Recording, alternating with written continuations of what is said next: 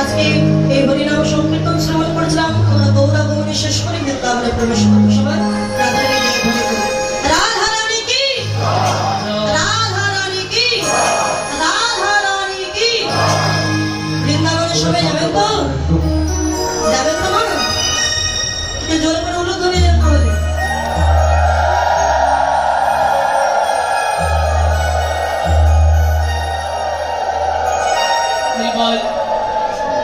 বৃন্দাবনে কে কে যাবি আমার রাধা রানীর প্রেমে।